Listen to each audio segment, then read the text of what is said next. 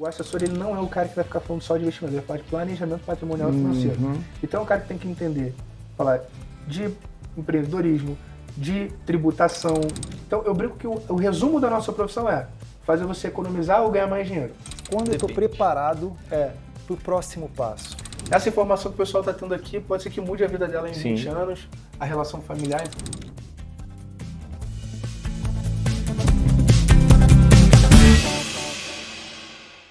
Uma das grandes dores dos médicos é mexer com finança. A gente passa 6 anos na faculdade, às vezes 5, 6 anos numa residência médica e nunca ninguém para nos explicar como mexer com dinheiro. Hoje, a gente vai fazer um podcast diferente. O podcast Time do Coração, a nova série chama Fora das Quatro Linhas, onde a gente vai conversar com vocês, médicos, fora do hospital, fora do consultório, fora do centro cirúrgico. Vamos falar sobre dress code, vamos falar sobre investimento, vamos falar sobre empreendedorismo, várias coisas os médicos precisam saber fora das 4 linhas, fora do hospital. Eu sou o Dr. Leonardo Albuquerque, cirurgião cardiovascular, e vou estar com vocês mais nessa empreitada.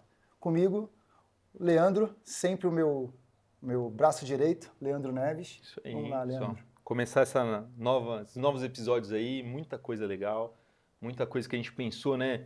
Promoção de saúde, coisas que a gente sai um pouquinho realmente das 4 linhas aí do hospital, do consultório, da rotina louca.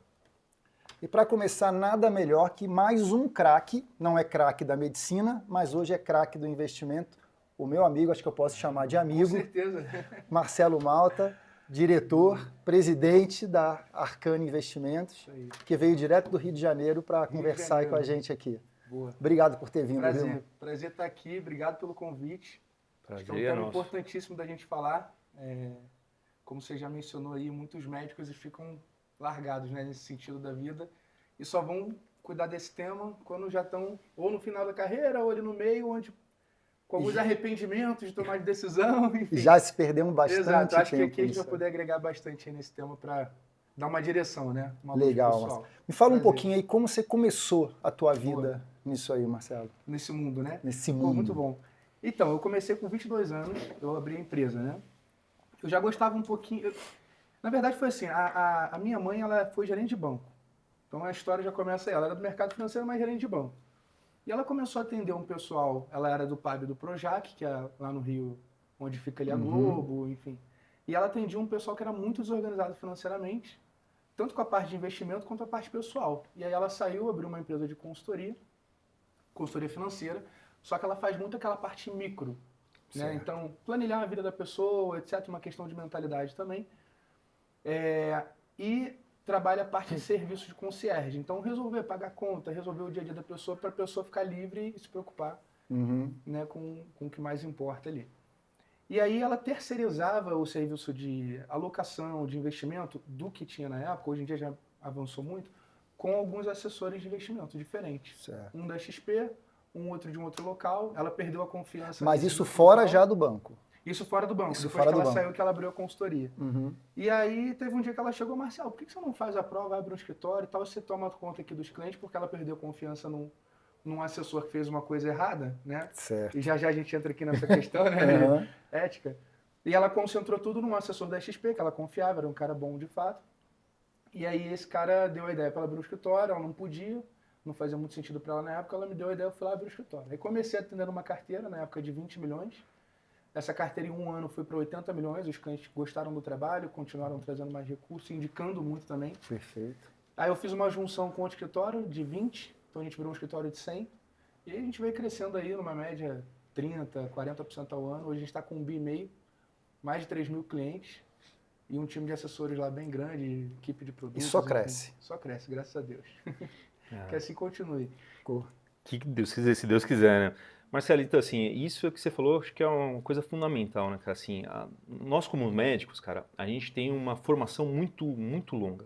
6 anos de faculdade, mais residência, às vezes residências de 3 a 6 anos, né? A nossa época para cirurgia cardíaca era 6 anos de faculdade, mais 6 de residência, 12 anos de formação.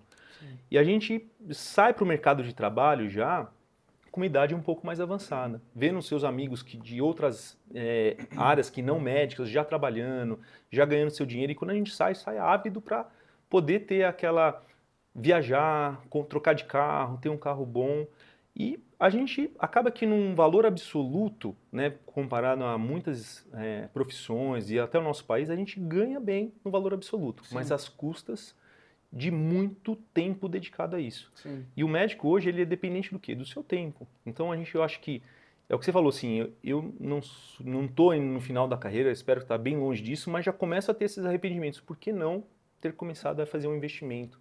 Por falta de conhecimento, por ignorância mesmo. Uhum. Então, a gente queria... Esse é um problema do médico, né, Léo? Assim, a gente tem... Saber como e quando começar. Né? Boa. E como é que a Agora, gente começa, Marcelo, assim? Como que vai isso aí? Eu acho que uma boa coisa pra gente conscientizar, seja quem tá começando, quem já tá mais avançado, é o seguinte. É a gente meditar um pouquinho mais sobre o que é o dinheiro, né? Porque essa história que você contou, ela é muito comum. Eu atendo outros médicos lá, né? E um deles, ele chegou pra mim, Marcelo, eu tô dando plantão, ganho bem, compramos nosso apartamento, é um casal que foi lá. Uma cuida de idosos e outro é cardiologista. Geriatria, né? Geriatria. Deu branco aqui. E aí eles, cara, a gente quase não se vê, não tem tempo. Começaram a guardar dinheiro para olhar para o investimento como uma segunda fonte de renda. Se há uma segunda fonte de renda, compra tempo, né? Certo. Então se compra tempo, compra qualidade de vida, porque ele deixa de fazer uma quantidade de plantões, porque agora ele tem essa fonte de renda. Então, só para a gente aumentar um pouquinho o grau de consciência mesmo do público em relação a isso, né? A gente pode pensar no dinheiro seguinte. Antigamente, né, a história clássica do dinheiro você fazia escambo, né? Então, sei lá, eu produzia tomate, Perfeito. você produzia outra coisa, você era o carpinteiro e a gente trocava o que tinha. E aí você precisava ter uma moeda que era mais comum, né? Então, se eu planto tomate, se eu não quer tomate aí, como é que a gente troca, Sim, né? sim. Então, teve uma época que o dinheiro foi o sal, depois o dinheiro foi até varinha de bambu em algumas regiões, enfim. Isso foi evoluindo para ouro, prata, bronze e por aí vai. Mas por que eu estou falando isso? Porque no final das contas a gente tem que olhar para o dinheiro como produtividade. Perfeito. Né? Tanto para quebrar alguns preconceitos, né, sobre ter dinheiro ou não ter dinheiro, se é bom ou ruim e por aí vai, mas ter esse olhar. E aí, às vezes as pessoas, acho que até por uma questão cultural também, entram nessa questão de ter que aumentar padrão de vida por vários motivos diferentes. Aí já entra um pouco no campo das virtudes, etc. E você fica sustentando uma vida que você fica sempre dependendo do próximo plantão, do próximo plantão, do próximo mês, e isso vira uma espécie de escravidão. E aí é complicado a gente falar dessa questão do quanto guardar, do quanto começar, porque muitos educadores financeiros, eles querem tratar o tema com regrinha. Tipo, guarde X%, não pode ter o aluguel acima de tanto. Eu, Marcelo, sendo bem sincero pessoalmente, não gosto muito desse tipo de regrinha. Por quê? Porque regrinha não leva ninguém com liberdade a lugar nenhum, né? Então, você pode até se segurar ali por um tempo, mas eu acho que a busca por virtude, no sentido da escolha do bem maior, para o teu caso concreto, é o que você tem que analisar. Então, assim, para algumas pessoas, a gente pode falar que o ideal seria guardar 10, 20%, né? Que ela continua vivendo ali, ok, mas para no futuro ter um objetivo específico. E para outras pessoas, cara, não dá para guardar no momento e não dá mesmo. Não seria o ideal para a circunstância familiar dela. E isso vai variar da situação familiar da pessoa, se ela está estudando, se ela já está trabalhando, há quanto tempo. Mas eu acho que um bom começo é a pessoa ter muito claro o que ela quer. Porque na vida do médico, acredito eu, que também muita coisa, não só do médico, né, mas as pessoas vivendo automático. Se formou... Porque o grande problema, Marcelo, nosso como médico é o seguinte, a gente consegue escalar, não sei se a palavra é essa, não sei, né, você me corrige, a gente consegue aumentar nosso rendimento conforme um pouco a nossa necessidade. Quero dizer com isso, eu dou um plantão por semana. Cara, eu quero comprar aquilo, eu dou 2, eu dou 3. Então a gente perde o limite. Quando você for ver, você está dando 10 e não está pagando tua conta. Que entra no que ele falou da escravidão, né? O médico, nosso escambo é assim, quanto que eu preciso para comprar ou pagar a parcela de um carro? 3 plantões. É Pô, o nosso, então, é o nosso valor de é o nosso dinheiro. eu vou dar né? 3 plantões. Ah, não, É, agora o eu teu preciso tempo, comprar. né? Não, esse tênis vale quanto? Ah, esse tênis vale um plantão. Então, muitas vezes na nossa vida a gente faz isso, E cara. O que existe a uma gente pressão, e existe uma pressão social de que você é médico. Existe. Sim. E existe do teu pai falar, cara, que se formou agora, segue o teu caminho. Foi o que o Leandro falou lá no começo. A gente demora a começar a ter o primeiro salário. Quer dizer, você vai começar a ganhar, trabalhar com 30 anos, 29. Até ali, olha que coisa de louco. Você é dependente da tua família. A partir dali, teu pai vai falar, pô, e tá certo. Segue o teu jogo aí, amigo. Só que você começa Assume ali, tua às vezes, com vida. 30 anos, casado, Só que agora você algumas é vezes médico. com filho, Sim. né? E assim, já com custo elevado, né? Então, às vezes, muito disso que você fala assim, ah, não, vou ter que guardar 10% do meu rendimento, às vezes não dá, né? Para aquela família que está começando, às vezes você vai ter que ser menos. Às vezes você vai se privar de muita coisa e ser infeliz e acaba atrapalhando a sua vida dentro de casa mesmo, né? Isso Então é isso é muito uma coisa pessoal, que né? Sim. É que é legal. pessoal e é um pouco...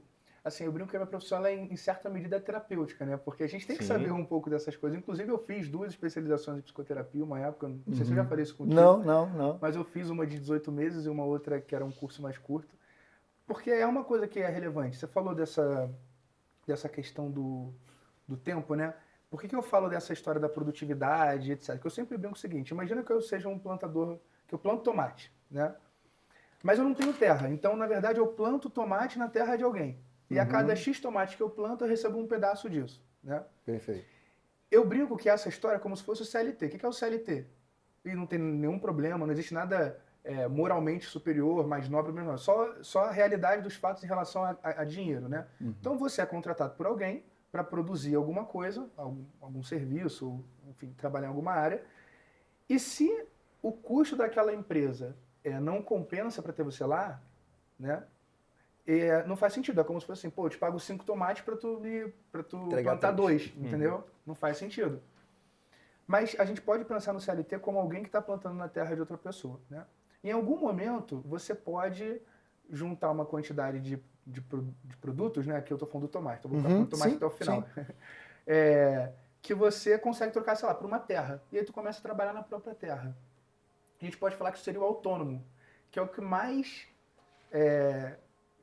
chega perto ali do médico. Sim. Na média, né? Muitos médicos são autônomos, muitos médicos são contratados também, né? CLT. Mas é nesse sentido do quanto que ele produz, ele vai ter de retorno. Nesse caso do médico, em horas. Né? Então, o próximo passo para você sair de ser a pessoa que produz é você terceirizar a hora. Né? Então, é o cara juntou uma quantidade de tomate, comprou a terra, ele mesmo começou a produzir, e agora ele tem mais terra do que ele consegue produzir, né? E ele consegue pagar uma outra pessoa para produzir para ele. Então ele começa a terceirizar tempo. Certo. Então, uma outra coisa legal acho que é legal do público entender é isso, é que investir é uma das formas mais fáceis, né? E com pouco recurso, assim, no sentido, né? Você vai comprar um imóvel, você precisa de um mínimo ali. Para você começar a terceirizar tempo nesse sentido de produtividade, que é o dinheiro trabalhando para você. Né? Perfeito. E aí, eu acho que isso é uma coisa legal do público entender. Porque senão você consegue passar, cara, 20, 30 anos nessa... É o que a gente chama de roda dos ratos, né? Que é você trabalha, ganha dinheiro, paga conta. Trabalha, ganha dinheiro, paga conta. Trabalha... Acho que isso que você fala, Marcelo, até a gente, antes do podcast, né, Léo, conversando sobre isso, eu li um livro de educação financeira que fala isso, né? As fases do dinheiro, né? Você trabalha para alguém, depois você trabalha para você, depois as pessoas trabalham para você, depois o dinheiro, que seria acho que a quarta fase, né? Trabalhando para você ganhar mais dinheiro, né? Que acho que é aí onde você entra aí nessas, acho que até uma mentoria, né? Que é o que você falou, você tem que trabalhar não só a carteira de finanças, os investimentos, mas saber dentro daquela casa para também não ser uma coisa muito rígida e acabar com o núcleo familiar, né? Porque eu já vi gente muito focada em casal, de colega médico, assim, não, a gente precisa economizar, não saía para jantar com os amigos, não fazia nada, para poder juntar, sei lá, tinha um amigo meu que falou assim, eu preciso do primeiro milhão.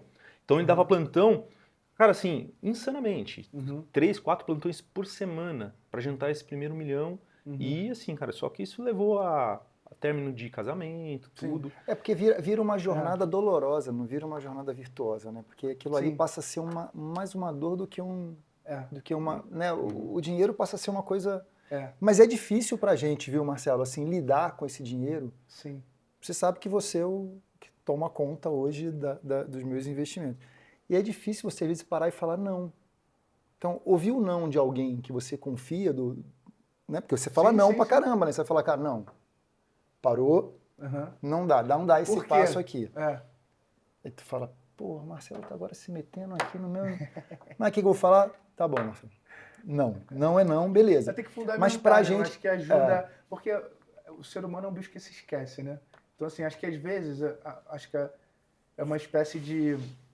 Teve uma pesquisa numa empresa, se eu não me engano foi a Vanguard, lá nos Estados Unidos, que ela fez mostrando quais eram os melhores assessores, né? Por que os melhores assessores eram os melhores assessores. E uma boa parte da habilidade do assessor era esse assessor que era meio que um coach financeiro, no sentido de mentor, né?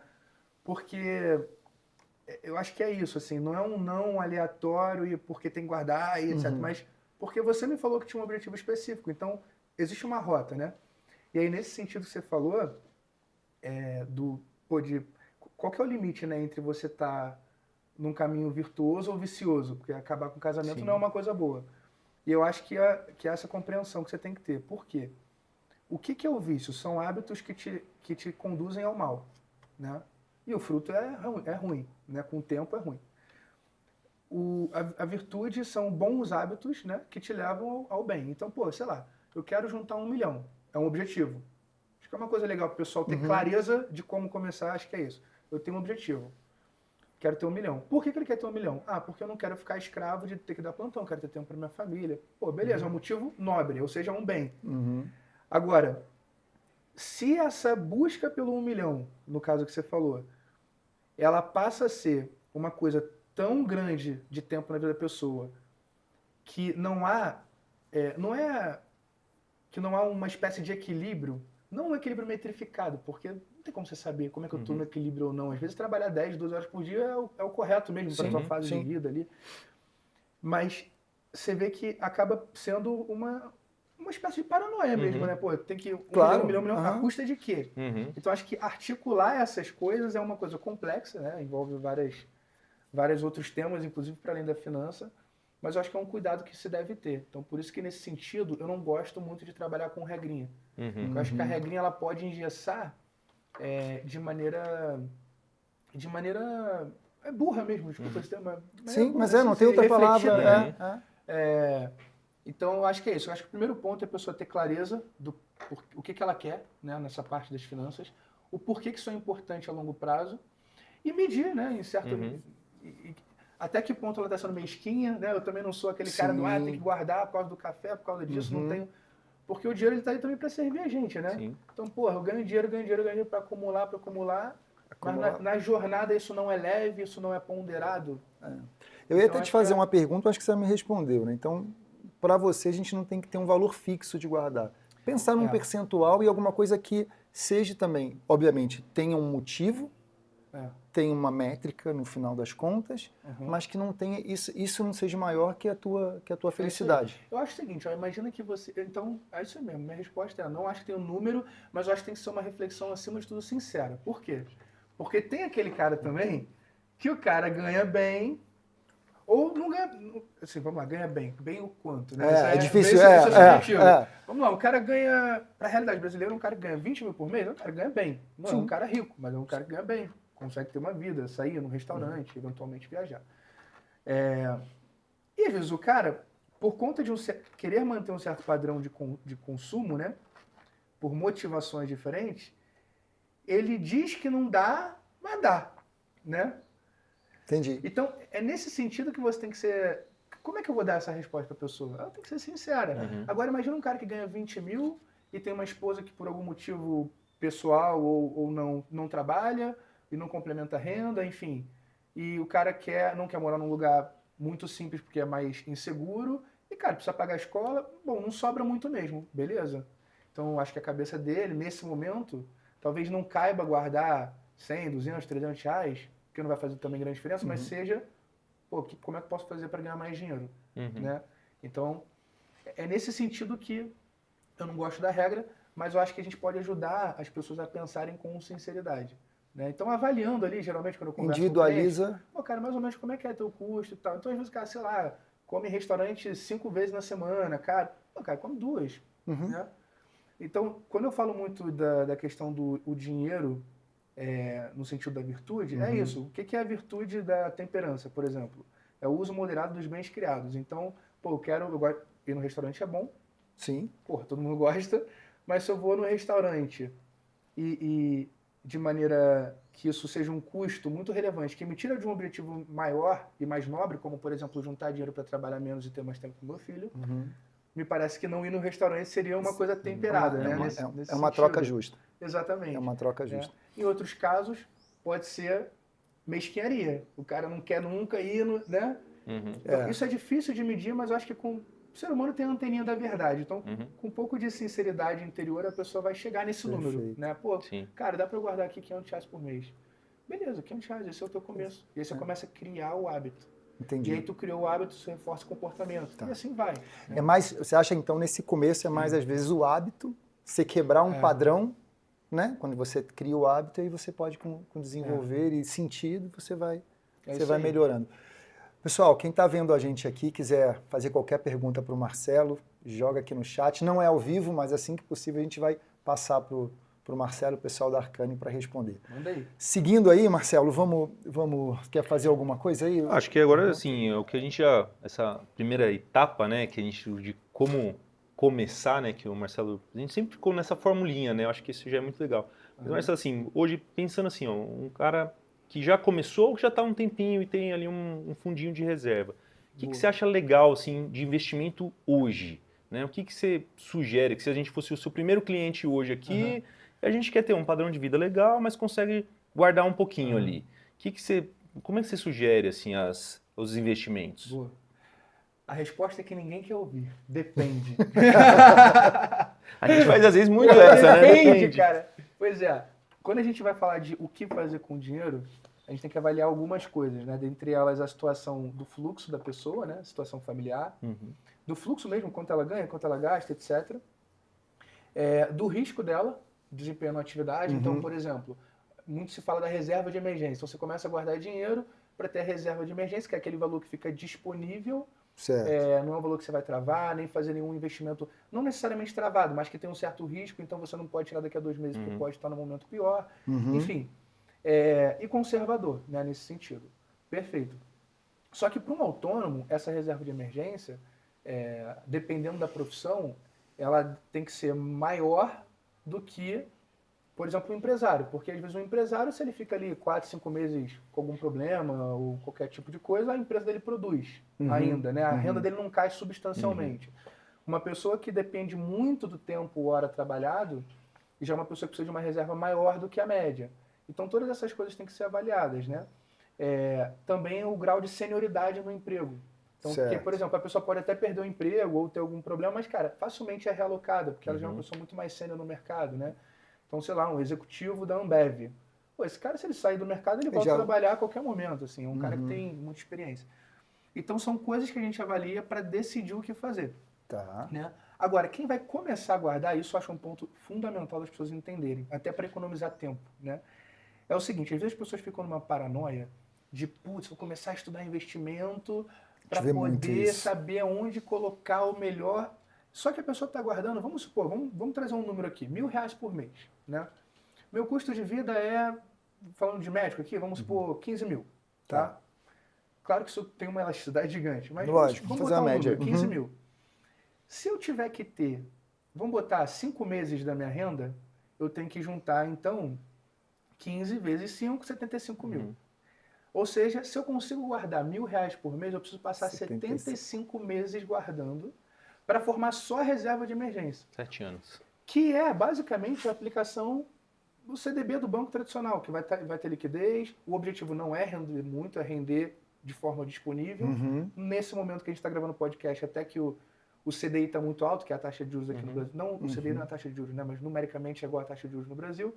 Então, até que hoje está rendendo bem. Mas mesmo que estivesse rendendo mal, sei lá, 0,3, 0,5 ao mês, o objetivo não é fazer render muito, é deixar ele disponível. E aí, às vezes, alcance da sua mão. Exato. Aí, às vezes, a pessoa faz todo um esforço tanto de gasto de energia mental quanto de tempo para aprender. E vamos supor que, se ela conseguir, porque não é tão simples quanto as pessoas imaginam, ela consegue uma rentabilidade média de 2% ao mês. 2% ao mês, a pessoa já estaria 5 meses guardando. 2% ao mês, não, perdão, 2% ao ano. Porra, Quem dera, né?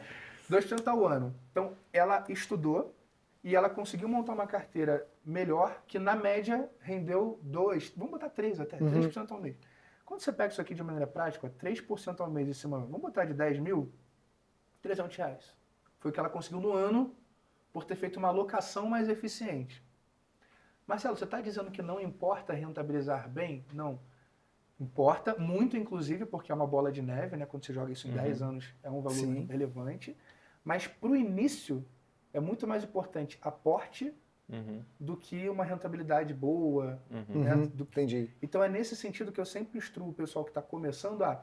Não é que eu estou incentivando a não estudar, a não entender. Pelo contrário, é muito bom que você, mesmo que tenha um assessor, um consultor, que você entenda. É sempre melhor, inclusive. Eu atendo melhor clientes que entendem do que... Sim. Mas, é assim, não gastar muita energia nisso, né? Gastar mais energia em trabalhar, fazer dinheiro, né?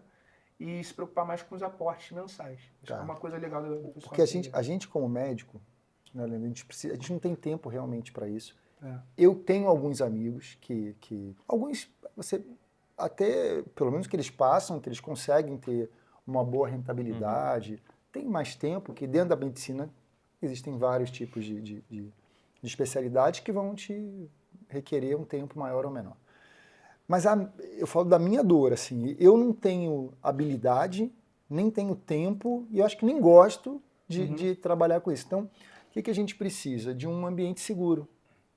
Então, falando com alguém, então ter um consultor que a gente confie, que também ele tem que apresentar para mim resultado, uma história, um resultado, tudo, mas para a gente fica muito mais fácil, sabe? Aí eu estou falando da minha percepção como médico, até passando para você como consultor. Então, para a gente precisa disso aí. Eu não estou tão preocupado como você vai fazer, eu estou mais preocupado com o resultado. Mas a gente vê muito isso numa sala de cirurgia, que é um tempo que a gente passa muito tempo, 4 horas, 5 horas juntos, a gente conversa de tudo, e um dos papos às vezes é esse. E assim, a gente fica muito, de maneira prática mesmo, assim, onde que eu vou investir? Hoje o CDI é ótimo, mas amanhã... No momento ele está rentabilizando muito. Hoje você está colocando muita coisa lá, das suas orientações? Quando chega um valor novo hoje, então vamos lá, quando chega um valor novo, eu estou aumentando mais a posição dos clientes em ativos pós-fixado. O que é pós-fixado? É um investimento que é atrelado a essa taxa, que está alta. Então... Por exemplo, se a taxa está 15 ao ano e eu tenho 100% do CDI, significa que eu vou ganhar 100% de 15. Esse é o resultado que você vai ter na média. Claro que esse valor pode abaixar ou diminuir, mas a taxa não muda, a taxa é 100. Certo. Né? Tem investimentos que você trabalha um pouquinho e você consegue 110, né, do CDI. Então você consegue 10% acima de 15. Né? Então você consegue 16,5. Então, nesse sentido, Léo, a gente sempre tem que diversificar. Né? Quando a gente sai da reserva de emergência, que é esse valor que a gente estipula entre 3 meses até 1 ano, porque tem essa elasticidade, por causa dos motivos que eu falei, dependendo da pessoa. Saímos desse patamar da reserva, vamos montar a carteira agora de médio e longo prazo. Aí a gente começa a diversificar, e aí dependendo do cenário, de fato você prioriza mais alguns investimentos do que outros. Acho que a maior dificuldade, Léo, mesmo para quem entende, por experiência, estou 10 anos fazendo isso, acabei não falando, mas, pô, graças a Deus ali teve um ano que eu fiquei entre os 30 maiores assessores da rede, eram mais de 15 mil pessoas, e acho que isso corrobora um pouco do que você falou de histórico, né? Você estava falando do QRE, do médico? Você estava falando o RQE. RQE, que traz ali um pouco do histórico do médico, né? Eu acho que, antes de mais nada, a profissão da assessoria, assim como advogado, contador, claro que a pessoa tem que ter capacidade técnica, mas também é um cargo de confiança. Sim, né? sim. É porque eu vou saber a sua vida, vou saber do seu patrimônio, enfim, claro. Uma área importante. E aí, essa cabeça de terceirizar é uma cabeça importante. Você acha que grandes empresários ficam lá operando, vendo? Cara, eles têm alguém da confiança deles, né? Agora, é claro que também, e aí vai muito do perfil do cliente, se você é muito ignorante no assunto, né? e vai de forma muito ingênua, você pode cair em maus lençóis, né? Com certeza. Porque, bom, médico, existe dentro da cirurgia médicos que indicam cirurgias que não precisaria, né, Sim, fazer naquele sim, momento sim, porque ele sim. quer, sei lá, fazer reserva. Isso existe, a gente sabe que existe. Existe. Ah, então agora eu não faço mais cirurgia se eu precisar. Eu vou estudar, eu vou ser médico, eu vou me operar. Estou falando isso por quê? Porque criou-se uma lógica no mercado, principalmente para quem consome conteúdo, de a seguinte lógica: você é a melhor pessoa para cuidar do seu dinheiro, Eu já ouvi muito isso, sim. né? Em parte faz sentido, né? Mas em qual grau cuidar do dinheiro, né? Eu vou ficar olhando, analisando, vendo o percentual, acompanhando. Hoje a gente estava conversando sobre isso. E eu relembrei uma conversa nossa lá do começo, que você me apresentou tudo. E para mim ficou o seguinte: peraí, Marcelo, tudo isso aqui, então você vai ser meu sócio nesse negócio que é o negócio de cuidar do meu dinheiro. Porque você vai ter teu lucro e perfeito, e você vai me gerar lucro. Então a gente cria, quer dizer, o ganha-ganha. Eu acho que essa tem que ser a relação, é uma relação de honestidade. Falar, cara, eu tenho isso aqui, um percentual, para mim, porque eu vou fazer você ganhar mais. E isso que o médico precisa, esse olho no olho. Falo do médico, que a gente está falando de médico, mas qualquer indivíduo aí que esteja vendo, a ideia é a gente prosperar. Essa cabeça, Leão, você vai ver. Eu falei que ele falou, já ouvi isso aí, né? Já. Por que se criou essa narrativa, você é a melhor pessoa para cuidar do seu dinheiro? Por vários motivos, né? Os dois principais são, primeiro, para quem consome conteúdo na internet, você vai ter muitas pessoas que vendem curso.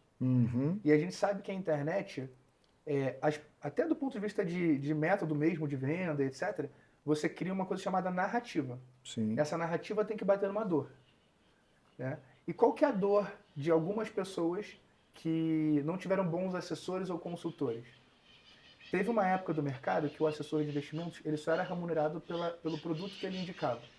Isso não significa, eu sempre faço essa ressalva, que porque o assessor é remunerado por produto, ele vai ser antiético.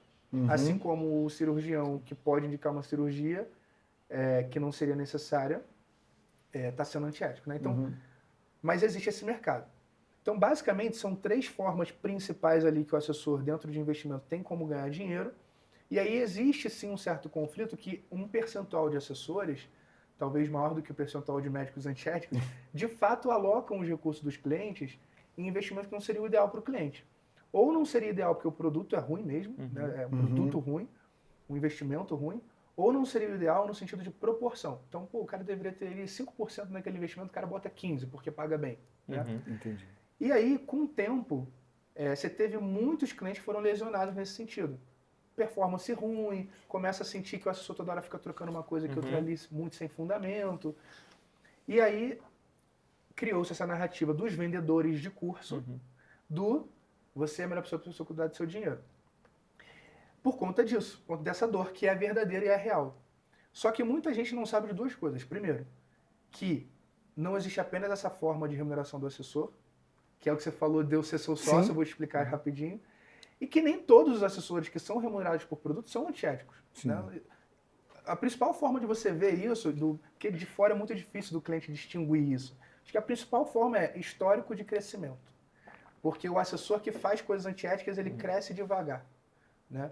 Isso é uma consequência dele ser um assessor, um mau assessor. Né?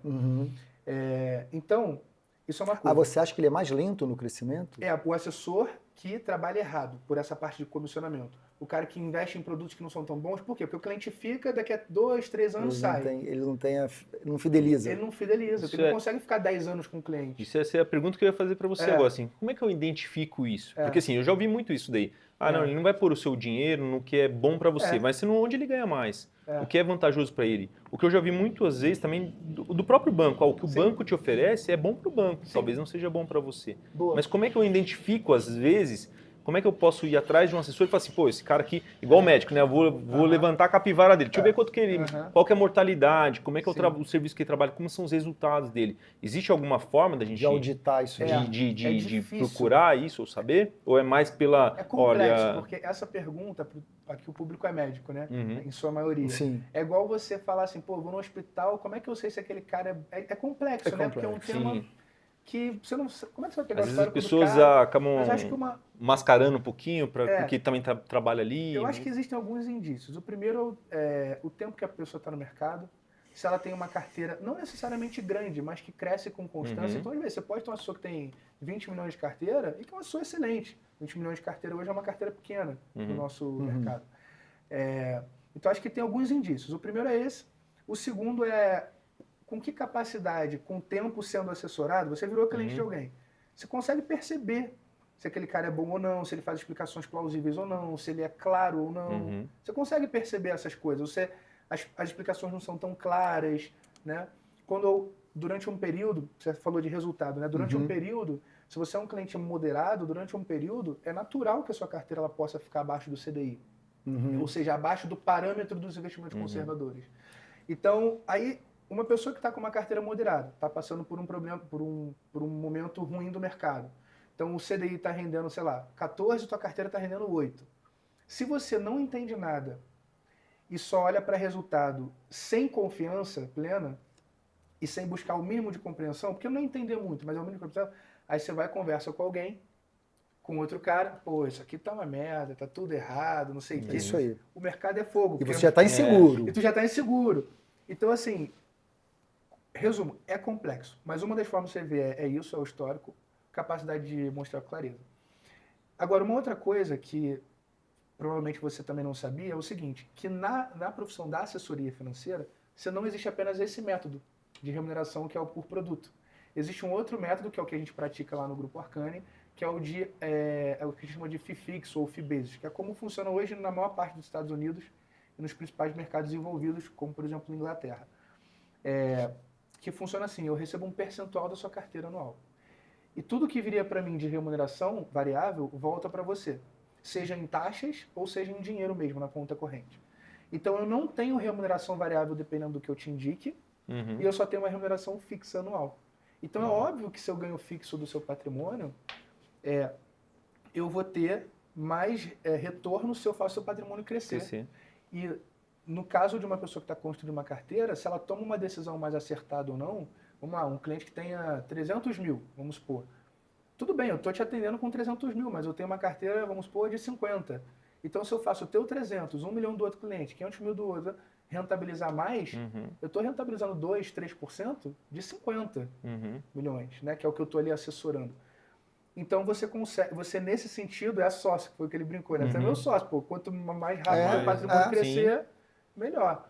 Que dá uma segurança para a sim. gente que está com você. Fala, pô. E muita gente ainda, Léo, não sabe que existe esse modelo. Pra você ter uma ideia, hoje, o percentual de patrimônio que é assessorado via FII fixo na corretora que a gente trabalha hoje, que não é só ela, já vou te explicar sobre isso, é em torno de 5% a 8%. Eu me esqueci o dado preciso. É em torno disso. Então é pouca coisa ainda. Sim. Né?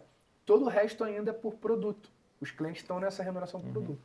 Lá hoje a gente tem 50% dos clientes nesse modelo, que a gente foi migrando aos poucos, nem todos faz sentido migrar de uma vez, que é o modelo de FII fixo. É um modelo que é mais claro para você, que você virou meu cliente, você já sabe quanto que é a minha remuneração, a gente falou ali, e você se sente mais confortável em relação a essas questões de indicação. Então, se eu pudesse dar uma dica mais direta, não escolha o modelo de comissionamento, já que existe esse outro modelo hoje. Sim. O que não significa que se o cara faz o modelo de comissionamento, ele é uma pessoa antiética ou vai... Né?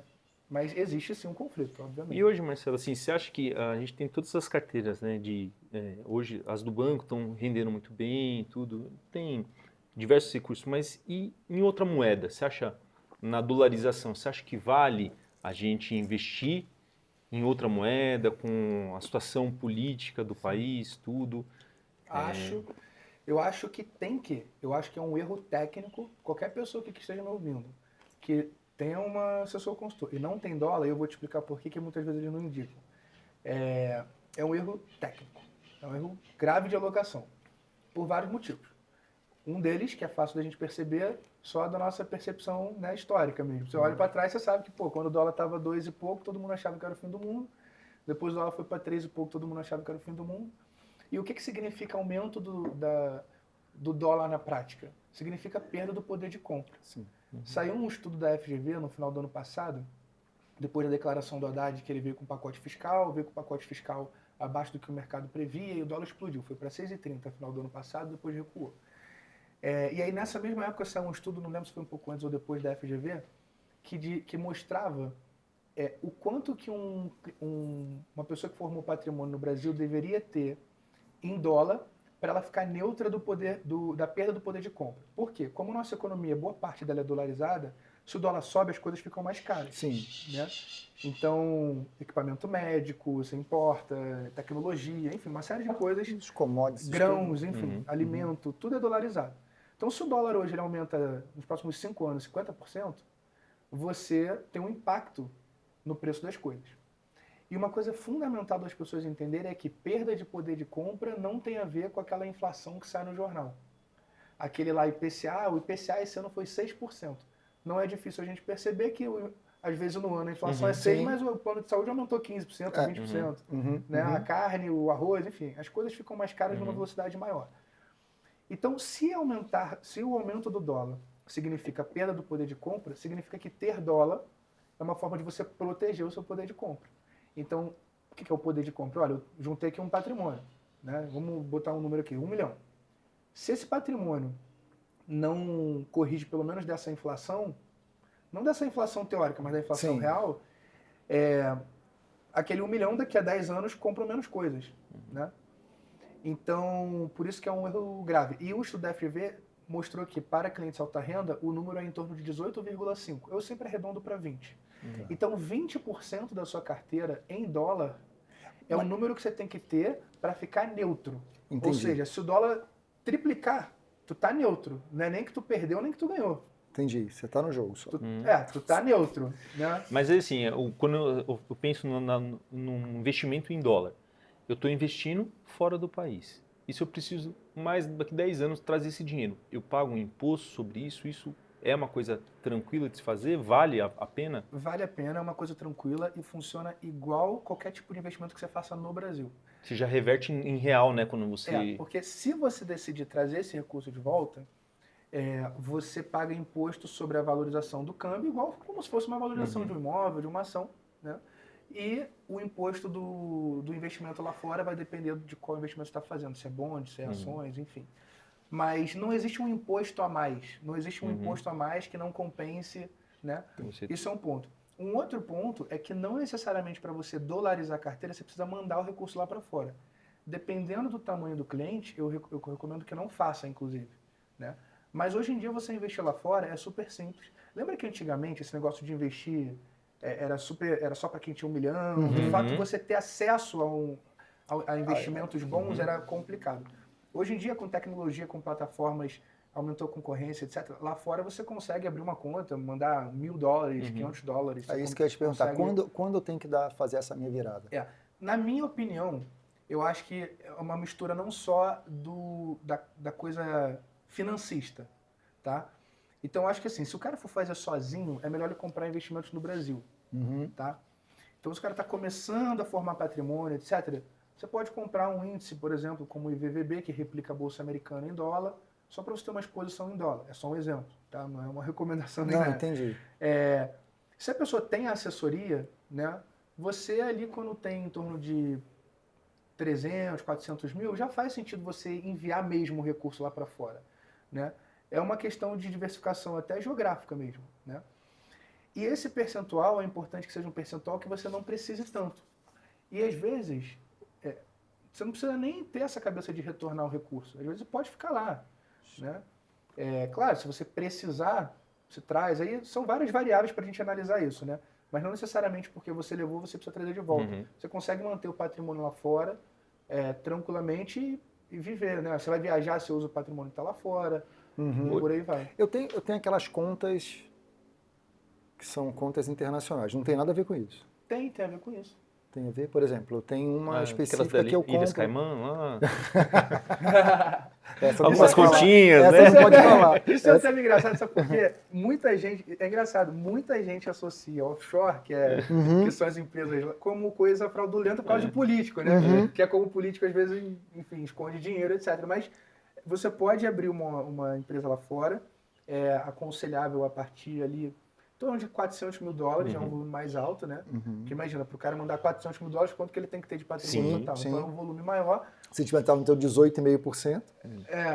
Então assim, mas Tudo é é uma relativo. coisa legal, é uma coisa que você consegue, é legal. É que as pessoas associam a questão política e tal, mas você ter patrimônio lá fora é legal, é só você fazer a declaração certinha. E você etc. falou, Marcelo, assim, que hoje a tecnologia ela melhora muito. Tem uns aplicativos, né, que você pode baixar e fazer já investimento Tem.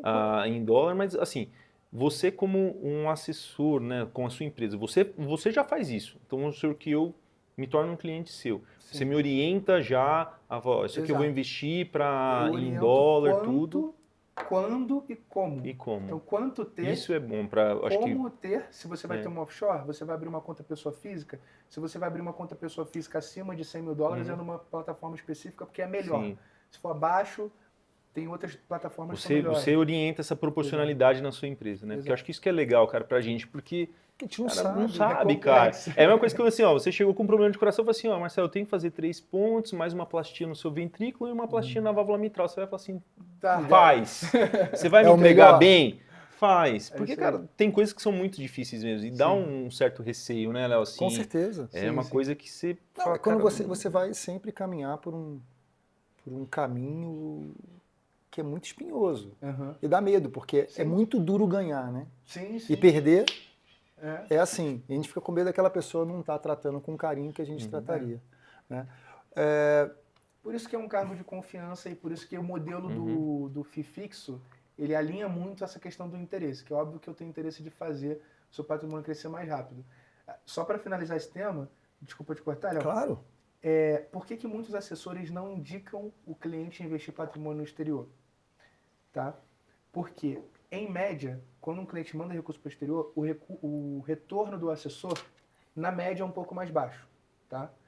Um pouco não, é bem mais baixo. Só que, na minha visão, isso é um erro tanto moral, porque pô, tu sabe que é o melhor, sabe que é o correto, vamos dizer assim, como também profissional, assim. É uma cabeça mesquinha. Por quê? Porque hoje, se eu tenho patrimônio, eu estou fazendo um trabalho para 20, 30, eu quero atender teu filho, eu quero atender teu neto, eu quero... Né, o nosso trabalho como empresa é de longevidade. Então, se eu tenho patrimônio dos meus clientes em dólar, e eu sei que o dólar, com o tempo, por vários motivos, é muito difícil que ele não se valorize ainda mais, eu também estou ganhando. Porque se o dólar daqui a 10 anos ele tiver R$9, eu dobrei o patrimônio que está lá fora, praticamente. Quase dobrei, né?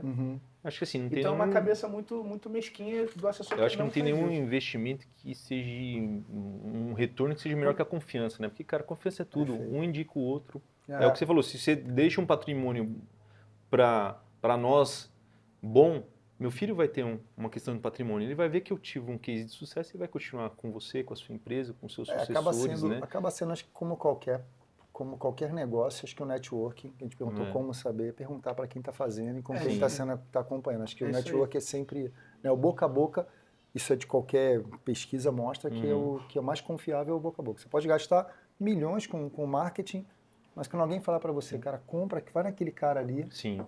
aí você segue o boca a boca. Boca a boca.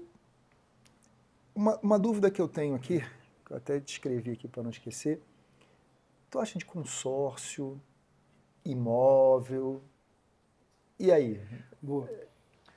Eu mudei muito minha cabeça, tá? Sobre imóveis. Eu acho que imóvel é bom ter.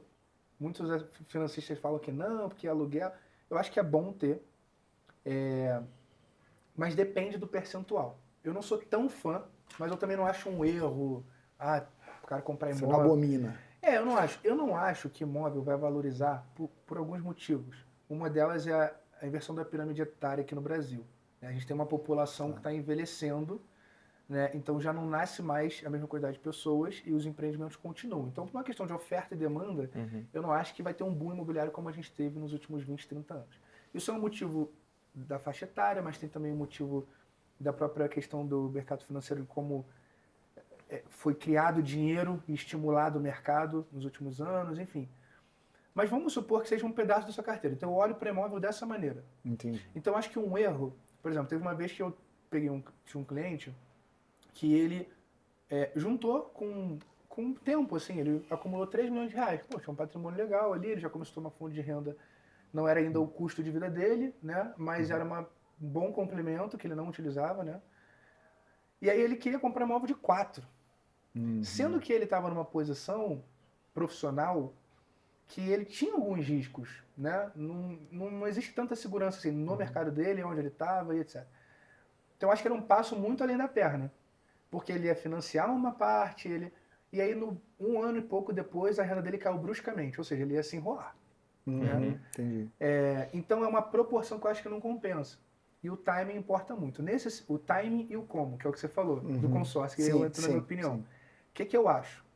Dependendo de cada momento de mercado e da urgência da pessoa, o consórcio pode ser uma ferramenta melhor ou o financiamento pode ser uma ferramenta melhor.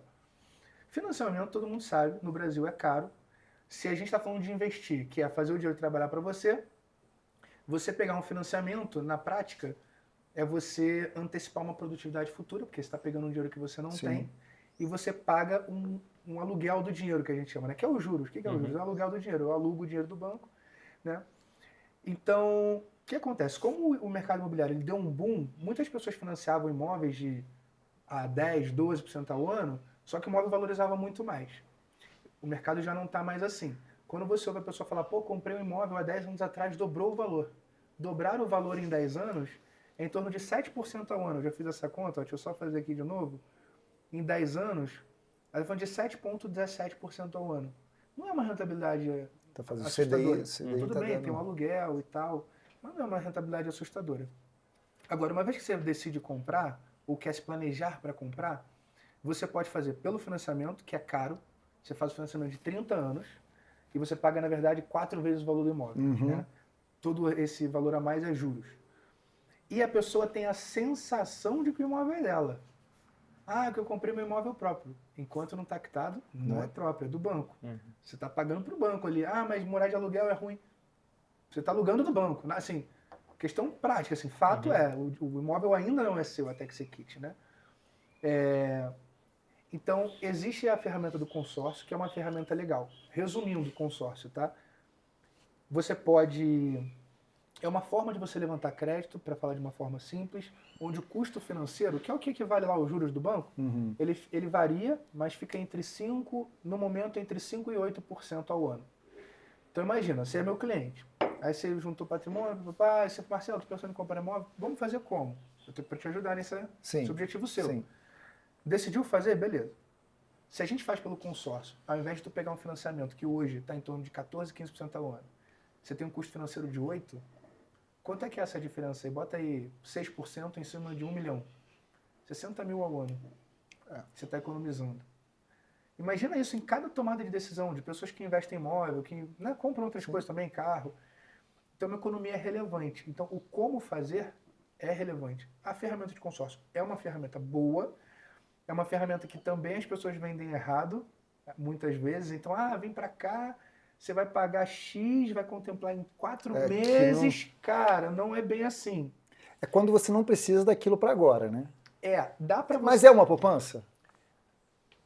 A palavra poupança é duro, né? Tava falando de investimento e poupança é coisa de velho, né? É uma forma, assim, é uma forma de você poupar porque você está botando lá dentro da casa, mas não é um investimento eficiente. Não, como investimento não tem que pensar. O que eu acho legal no consórcio? Quando você tem o recurso para dar lance, que é para você contemplar aquele valor que você precisa rápido, liberar aquele valor. Quero comprar um imóvel de 1 milhão.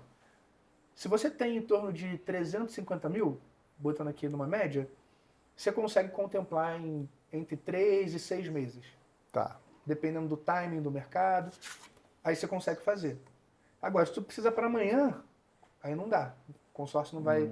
Então tem muita gente que vende, por exemplo, eu te dei um número aqui, tem gente que vai vender que não, com 200 mil eu contemplo para você em 5 meses. Só que a gente que é do mercado, já sabe todos os grupos existentes, tem uma análise técnica dos grupos, enfim, a gente sabe que não é bem assim. Mas o cara quer fechar porque ele tem a comissão lá quando faz o consórcio. Não é porque tem comissão que é ruim, mas eu acho que a parte ética entra muito nesse ponto do... Hoje para contemplar, né? O quê? De 60%, eu acho, no começo ali, né? Vamos botar aí que na média você vai pagar 60%, só que você pode utilizar um pedaço da carta para lance. Entendi.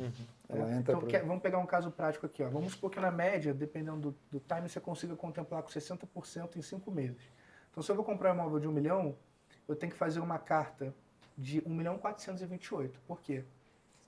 428 eu vou usar para dar o próprio lance e vou fazer uma outra parte complementando da minha renda. Vamos supor que essa outra parte seja 30%. Então, eu vou precisar de 420 mil. Então, com 420 mil, eu libero 1 milhão. Quanto que eu financei na prática? Não foi 1 milhão, porque eu tirei 420 mil meu.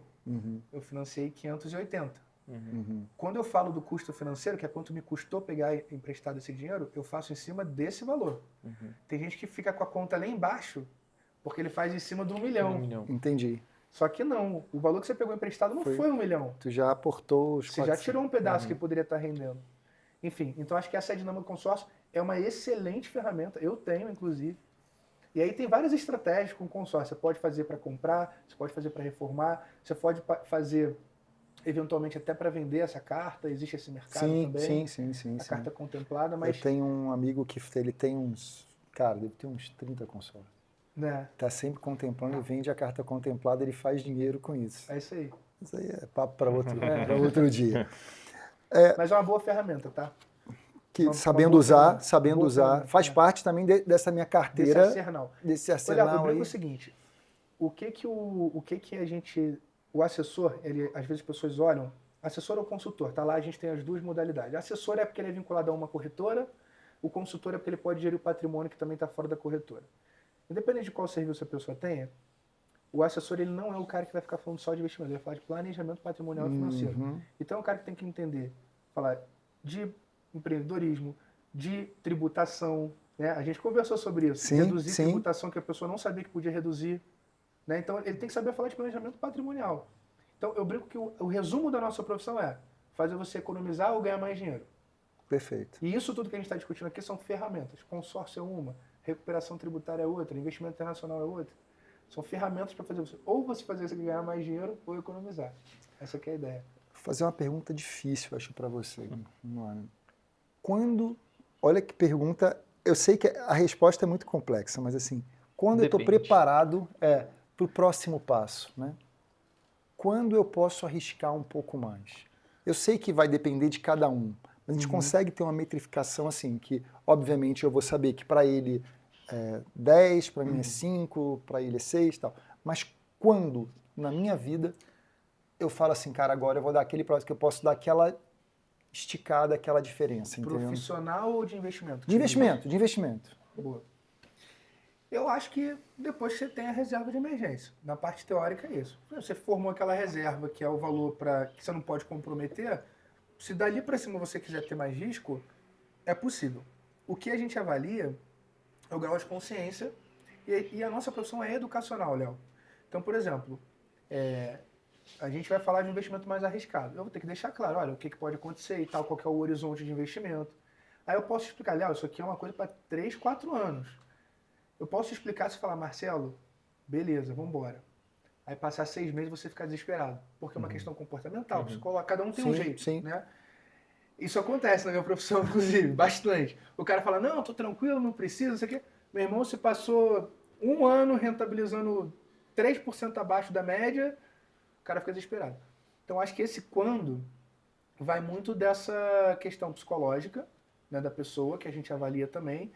Do ponto de vista financeiro, é quando tudo que está acima da reserva de emergência, tudo que ela já pode arriscar um pouquinho mais, né, montar uma carteira de longo prazo. Sim.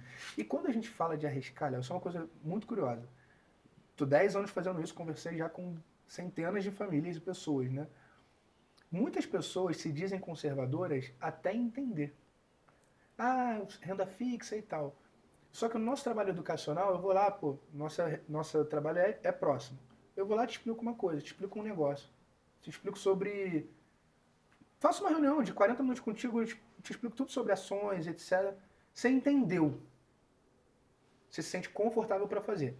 Apesar de ser arriscado, eu brinco, né? Apesar de ser arriscado, mais arriscado, em grau de escala, né, de risco, ações é mais arriscado. Você se sente seguro. Então, isso é uma coisa legal. É uma mistura de... Tem gente que Tem uma lógica. Tem uma lógica. É grau de consciência com a parte comportamental. Então tem gente que às vezes não entende nada, mas não fica nervosa. Ah, tá bom. Tô entendendo, não sei o quê. Então acho que é isso. E assim, falando de longo prazo, eu fomento muito, eu incentivo muito a questão de terceirizar, etc. Mas não de largar. Largar na mão e fechar o olho e confio. Acho que perguntar de tempo em tempo, fazer uma reunião e tentar entender, não é tentar entender economia, mas a lógica que existe por trás da sua carteira, o que pode acontecer, o que não pode acontecer, por que aconteceu aquilo naquele determinado momento. E a gente vai instruindo. 10 anos tendo assessoria, daqui a pouco tu já entende mais do que 90% das pessoas, porque tu está em contato ali, né? Se eu for, eu não entendo nada de medicina, mas se uma vez por mês eu começar a te acompanhar numa cirurgia, bom, daqui a 10 anos não vou ser médico. Mas eu vou saber uma coisa ou outra, eu vou entender os casos mais comuns, entende? Falar, você botou aquela ponte aí no lugar errado. Ali do lado, né? É natural que seja assim, né? Então acho que é um pouco isso. Perfeito. Acho que é isso, né, Léo? Acho que foi muita coisa legal, muita coisa esclarecedora, muita coisa que a gente falando aqui já vai pensando, pô, vou precisar melhor nisso, pensar melhor naquilo. A cabeça né, já começa a mudar. Né? Começa a mudar, começa a trabalhar. Boa. Fantástico.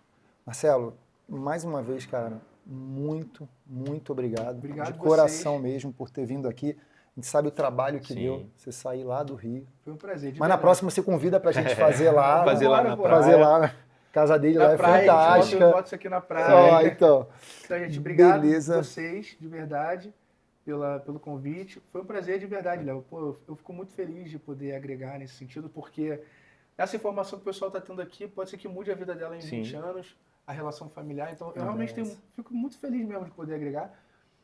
Para quem quiser, né, ter algum tipo de auxílio nesse sentido, meu Instagram é Marcelo Malta, _. Não sei se é essa hora de eu falar ou não, mas eu Perfeito, eu até ia falar isso. Como é que a gente te acha, Então, né? como é que quem Marcelo gostou... Malta _, posto um pouco de conteúdo lá também. Lá no meu Instagram tem um link para você se cadastrar e ter acesso à assessoria. Dependendo, até eu mesmo faço assessoria, né? Dependendo do tamanho. E tem também o site, o Instagram do Grupo Arcane, que é Grupo Arcane, com I, Arcane com I. Que lá tem um link também na bio para você se cadastrar. Coloca suas informações, alguém vai entrar em contato. E o objetivo é esse, é te conhecer, bater um papo e montar esse planejamento financeiro, um pouco de tudo que a gente falou aqui. Perfeito, eu até confio porque eu sou teu cliente, né? Então, além de Espero amigo... que você tenha gostado, né? Você nem me chamava aqui. E, bom, acho que pra gente aqui foi extremamente proveitoso, né, Leandro? Eu aprendi muito, mais uma vez, como toda vez que eu converso com você, a gente já fez algumas reuniões online, né? Hoje uma reunião presencial. Também para vocês seguirem a gente no YouTube, no podcast Time do Coração. Esse é o podcast Time do Coração fora das quatro linhas. Teremos outros episódios, como eu falei, sobre empreendedorismo, lifestyle, inteligência artificial. E vamos seguir para aí. E também que vocês quiserem dar para a gente temas para a gente discutir, trazer o Marcelo de volta, a gente traz também do Rio de Janeiro. A gente vai até ele. Vai até o Rio agora. Vai até o Rio. Não, eu volto, cara. Eu volto com prazer. E seguir também a gente, me seguir lá no Instagram, Dr. Leonardo Albuquerque. O meu Dr. Leandro Neves Machado também, seguir. E a gente está junto. Os likezinhos, né? Para atingir pessoas que querem aprender isso daí, né? Se fez né? diferença, pô, compartilha. Compartilha aqui só. De verdade, eu realmente acredito que essas informações podem mudar rumos. Sim, muda. Com em certeza. 10, 20 anos. Então é legal. E segue a gente lá. Segue a gente, segue o Marcelo. Gente, muito obrigado. Até o próximo episódio. Até o próximo. Valeu, pessoal. Um abraço. Valeu. Obrigado.